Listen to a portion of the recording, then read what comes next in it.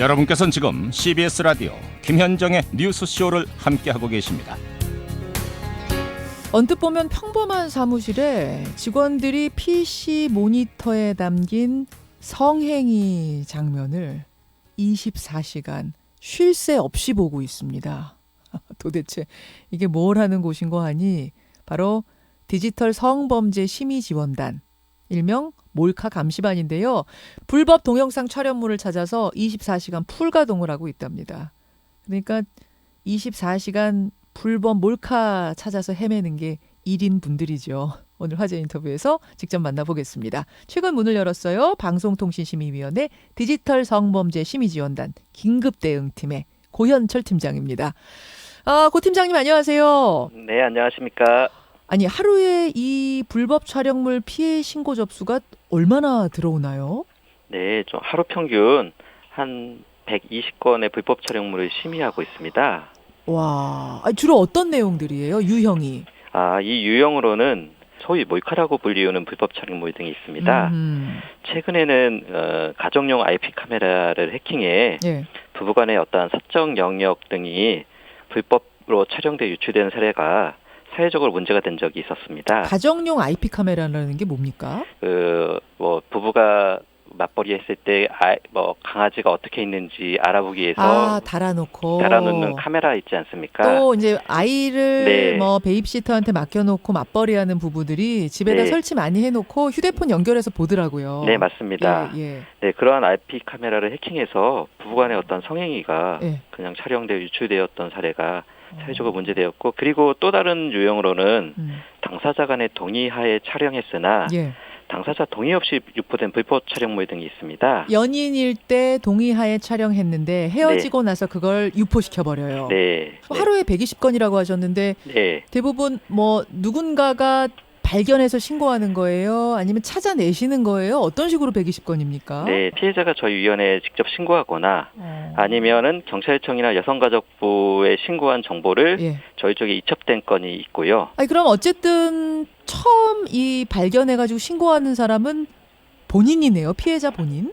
네, 아무래도 이 불법 촬영물이라는 것이 예. 의사에 반하 유포되는 것이 전제되어 있기 때문에 본인이 아니면 이게 몰카인지 아닌지도 하긴 모르겠군요. 네, 맞습니다. 근데 어떻게 나중에 피해자들이 이 사실을 알고 신고를 합니까? 그러니까 해당 영상이 이제 대량 확산되어서 그것을 본 지인들이 당사자에게 이제 이야기해주면 그 당사자가 또 그 사이트에 가서 본인의 촬영물을 확인하고 예. 저희 쪽에 신고하는 경우가 많습니다. 아유. 숙박업소 같은 경우에서 그러한 것들이 적나라하게 촬영되어 유출되어서 저희 쪽에 신고한 경우가 있습니다. 얼굴까지 다 나와요? 네, 그렇습니다. 그냥 누군지 알아볼 정도로? 네. 와, 심각하네요. 네. 목욕탕이나 화장실 몰래카메라 같은 경우는 불법 촬영물 같은 경우는 네. 이거는 피해자가 신고 안 해도 긴급 대응팀에서 딱 보면 아시잖아요. 이게 네. 불법이라는 걸. 네. 그 화장실 몰카라든지 이런 경우는 촬영 당사자가 동의하지 않았다는 게 명백하기 때문에 그렇죠. 그러한 부분에 대해서는 저희가 신속하게 처리하고 있습니다. 예, 진짜 이 불법 촬영물, 몰래카메라 촬영물 같은 경우는 신속이 생명일 것 같아요. 네. 바로 삭제를 해도 네. 그 사이에 이걸 본 사람이 캡처를 했든 다운로드를 했든 공유를 했든 이러면은 그냥 그 다음에 어떻게 퍼져나가는지 모르고 통제의 선을 벗어나는 거잖아요. 네, 맞습니다. 그렇죠. 늦게 발견해서 이것 때문에 정말 두고두고 평생 고통받는 피해자들도 꽤 많으시다고요. 공통적으로 피해자분들께서는 본인이 잘못해서 발생한 일이 아님에도 불구하고 네. 오히려 위축되어 있다는 사실을 느끼게 됩니다. 예. 네, 그때마다 좀 안타까운 마음을 많이 느끼게 됩니다. 그래요. 또 일부 피해자의 경우에서는 불법 촬영물의 어떤 피해로부터 벗어나기 위해 성형이나 이사까지 하는 경우도 많이 접하게 되는데요. 이러한 필요성으로 디지털 성범죄 심의지원단에서는 불법 촬영물을 24시간 이내에 삭제 차단의 목표로 가지게 되었습니다. 근데 말이죠. 이게 네. 지금 이제 다른 사람이 누군가가 운영하는 사이트잖아요. 네. 거기에 이미 게시되어 있는 걸 어떻게 삭제해요?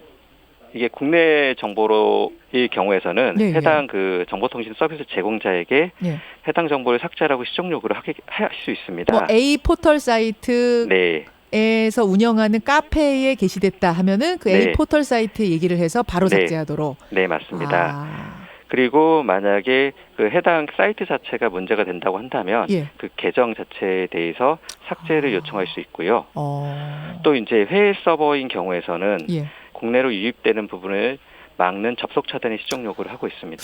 근데 만약 한 건만 그래요. 네. 뭐 누군가가 신고한 한 건만 그렇다면 어떻게 대응합니까? 그 근데 한 해외 건에 사이트는 대해서 그 개별 주소를 대상으로 차단이 가능합니다. 개별 주소를 대상으로. 네. 알겠습니다. 여러분, 이런 것들을 발견하면 내가 뭔가 불법 촬영물로 피해를 봤다, 내가 피해자라는 인식이 들면 바로 이곳으로 신고하시는 게 최대한 빨리 신고하시는 게 중요합니다. 그나저나 팀장님, 네. 팀원이 몇 명이나 계세요? 저희 팀은 10명이 근무하고 있습니다. 아니 10명이 24시간 어떻게 이런 것만 보고 사십니까? 그러니까 아무래도 이러한 저희들이 보는 정보가 예. 노골적인 불법 촬영물이다 보니까 예. 직원들의 어떤 정신적 스트레스와 피로도가 굉장히 가중되고 있습니다. 그렇죠. 그리고 이제 저희가 또 10월 21일부터 교대 근무, 24시간 교대 근무를 하고 있는데 예. 생활 패턴의 변화 등으로 인해서 또 육체적인 피로도도 많이 쌓이고 있는 현실입니다.